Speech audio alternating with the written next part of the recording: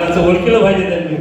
आता नंदुभाऊकडे आहे कसं आहे, कामगाराचं आज म्हणलं की अजून पगार द्यावा लागतो. आता मी तर सेवादारी आहे, पण कामगार आजकाल हल्ली सळवाले थोडंसं माफ करा की राहिलेली सेवावरचा डोम असेल, कमालीचा असेल, आणखीन बाबांनी खूप करायचंय. मागच्या वेळेस नंदुभाऊच्या हातावर जो भेट आहे की नाही विनामूल्य बाबानं मला तिथे नेऊन दाखवलं होतं. इथे एक महाद्वार, इथून आपली सुरुवात केली म्हणजे त्यावेळेस मला दाखवलं होतं आणि ते महाद्वार तिथं आपण बांधून दिलं, सेवा म्हणून केली. माझ्याला कामगाराला काही तिकटाला 25-20 हजार भावनं दिलते.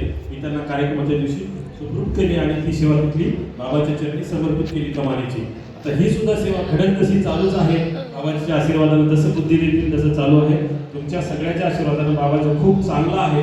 एक वेळा माझी मिसेस जिल्हा परिषद सदस्य होती आणि आजही खूप चांगलं आहे. पण बाबा ब्रेक लावले हे सगळ्यांनी कारण ठेवा. मला एवढं ब्रेक लावले की माझ्या भावाकडून मला 11,000 रुपये डिझेल आणावं लागले. ही भानगड पडली आहे. सगळे गाडीचे हप्ते रुपले. माफ करा गुलाबाबा, मी तुमच्या शरण जाऊन मी पूर्ण कामं राहिलेली सेवा होईल तेवढी करतो. जय हिंद, जय महाराष्ट्र, जय गुलाबाबा. तुमचे कौशल्यपूर्ण सगळे मजूर पाठवा. तुम्ही येऊन लक्ष टाका. मी तुम्हाला सगळ्या भक्ताच्या वतीने शब्द देतो, तुमचा हप्ता चुकणार नाही, मजुरी चुकणार नाही, 100% सांगतो. आणि आता मनीष भाऊच्या ऐवजी मनीष भाऊचा खूप व्यवहार मोठा आहे, तर आता ते काम मी करत आहे. हा शब्द मी बाबांना दिलेला आहे तुमच्या वतीने की माझी जबाबदारी आहे.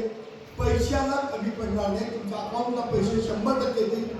100% आताच सांगतो, पैसे आजच टाकून देतो. पण माझं उद्घाटन फक्त महाशिवरात्रीला झालं पाहिजे. सगळ्या भक्तांची इच्छा, तेवढी इच्छा विठ्ठला तुम्ही पूर्ण करा. आणि आता तुमच्या भेटीला येत आहे साक्षात विठ्ठलाचं गुणगान त्यांच्या वडिलांनी पूर्ण महाराष्ट्रात पोहोचवलं असे प्रख्यात प्रल्हाद शिंदे, त्यांचे खरे वारसदार, त्यांचे मोठे सुपुत्र माझ्यासोबत येत आहेत.